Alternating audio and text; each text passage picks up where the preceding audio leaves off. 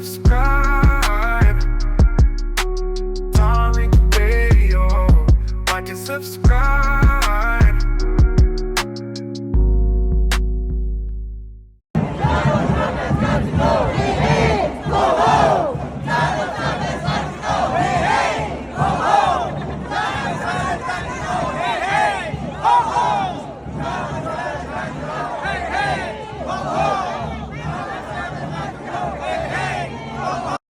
What is happening? Let me get everybody up in here. How you guys living? Glad to have everybody up here for the late night tap in. Glad to have everybody in here. Everybody come on in the room and let's get started doing what we do.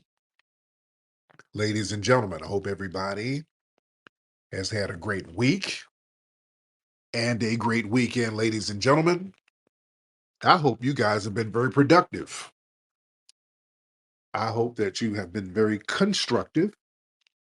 And when you get in the bedroom with your significant other, I hope you've been very seductive. You understand me?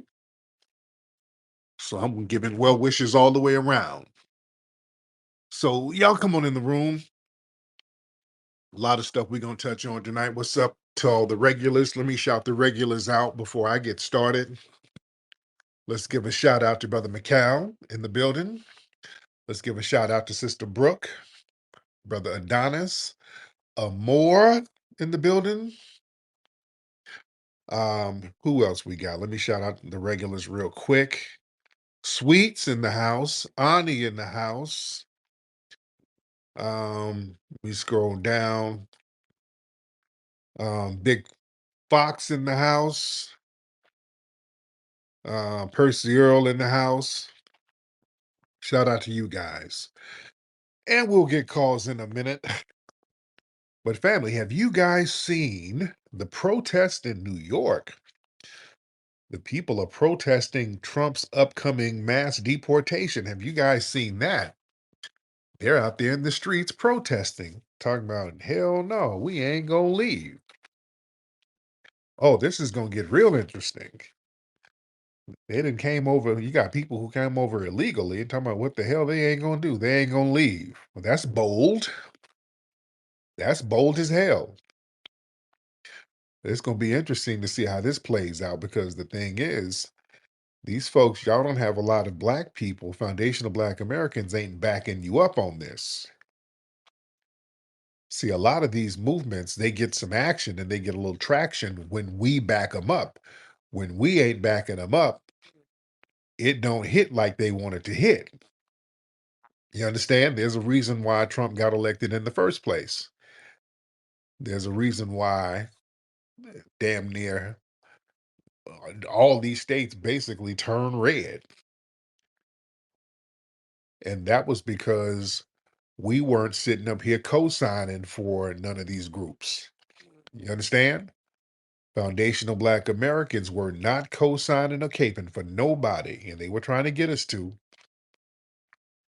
They were trying to get us to cape for LGBT stuff. They were trying to get us to cape for Palestine. They tried to get us to cape for Israel. They just tried to get us to cape for illegal migrants, Ukrainians, Venezuelans, Hispanics. They just kept trying to get us to cape for people. They tried to get us to cape for the Haitians, and we just like, caping season is over. Everybody just kind of hold your own nuts. That's where we were.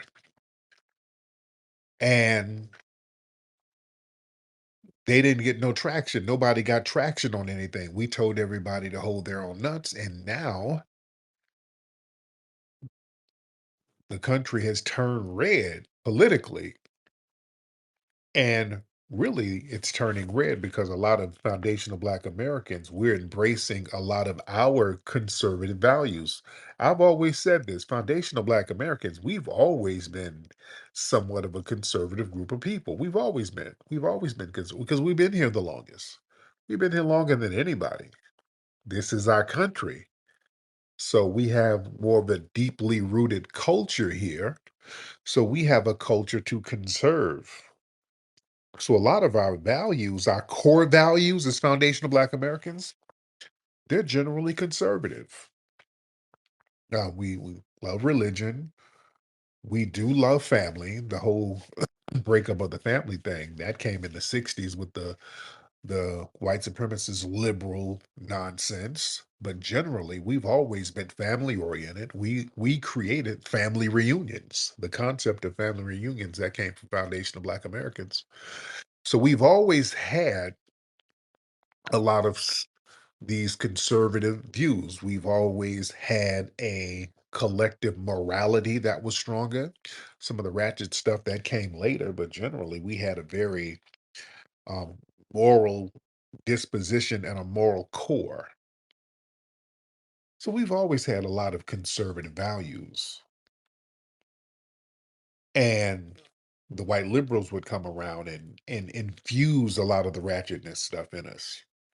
They would bring that stuff around because we are still dealing with systematic white supremacy. So within that system, we're constantly looking for change. We're constantly looking for something different to replace that system. So a lot of times different groups bring certain things to us and it's a poison pill. They come at us like they're going to enhance or assist us, but usually they'll bring something in that's going to be just as negative or as detrimental as what we're already dealing with. So we're becoming more politically and culturally astute so that we can play past a lot of that stuff. And I'm glad we are waking up to that. Just like with the immigration thing. People were trying to make it seem like, well, immigration was a plus for foundational Black Americans. And when they talk about fighting for certain issues, and I talked about this the other day, like voter IDs, they tried to make it seem like it was a problem where Black people weren't able to get IDs, when the real deal was basically they were using us to Trojan horse in IDs for the immigrants. You understand? So you got to watch when people try to use us as Trojan horses, and we've kind of waken up to that. So I'm glad that we are becoming more culturally sophisticated, which makes us politically sophisticated. We've become more culturally confident because that was my thing all along. Once we really get codified around our culture and get cultural strengthening and really understand what our culture is and define what our culture is, everything else is going to fall in place. And that's exactly what's happening. Everything is falling in place. We're getting a real realignment that we need to get. We're gonna get some of these calls in here. Y'all start raising your hand if you're ready to get on. We're gonna get these calls from the fam. First, we got the Black Republican. We're gonna get him in, Black Republican. Then we'll get um, Brave. What's up, Black Republican? Hey, what's up, Tariq? How you doing, brother? Good, good. Hey, I wanted to get your opinion on something. I was looking at the exit polls from the state of Texas, and I noticed from what I saw was that 35% of black men voted for Trump out of Yeah, Texas.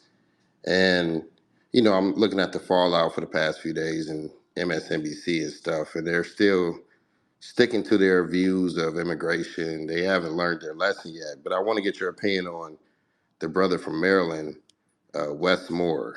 I got a feeling that the Democrats are going to try to push him out there come 2028 to try to go after the black man vote. But I think the brother's FBA. But yeah, I just wanted to know your opinion on that, and what do you think the future of the Democrats after this ass whooping they just got, yeah. and That's how they're going to adjust. a very, very good question. I just saw one of Roland's cronies, that Reese chick, making a video cursing. Every other word is a curse word. Mother effer, dumb people this, dumb people that. Y'all so dumb. So, with the Democrats, they're going to have to learn the hard way, which is cool because they think they're going to probably try to double down. By 2028, I'm pretty sure it would be smart for somebody to give them a good talking to within that camp because it sounds like they're trying to double down on the BS. They think if they act even more disrespectful, that's going to get us in line, and they're not reading the room. And these people are crashing and burning to the ground. Ladies and gentlemen, I think the Democrats, they're so far gone with their levels of disrespect, it might be too late for them to learn, and that's okay. I honestly think they're willing to just crash all the way out and burn. Have you seen some of these Democratic shills in the past couple of days? They have lost their damn minds. Look at them. We've made these people lose their damn minds. They're on the internet acting a fool, crying, spitting while talking. They're looking and sounding crazy. These people are crashing out, and I'm glad they're crashing out. This is a great thing, family. These old crazy, unhinged ass people that we've sat up here and let be our representatives. Now we're looking back at them like, oh my goodness, these people are idiots. Yes, they are. The Democrats have allowed a bunch of idiots to run the damn asylum. We should have had a realignment a long time ago. And they still are not really learning their lesson yet. It might take a few more ass whoopings. That's cool. I'm with it, ladies and gentlemen. Let's keep making them crash and burn. You know, the shaming tactics, that's just not going to work. You're going to have to bring something to the Black community. This whole thing, family, where these people come out and talk to us like we're dumb and talk to us like we're unruly children and talk down at us, that's over. And I don't think they really realize yet because they're in denial, and we kept trying to tell them. We kept trying, and I know some of you Democratic shills are in here. We kept trying to tell you, hey man, there's a new movement um, where we have delineated from all these other groups, and we are centered around our lineage.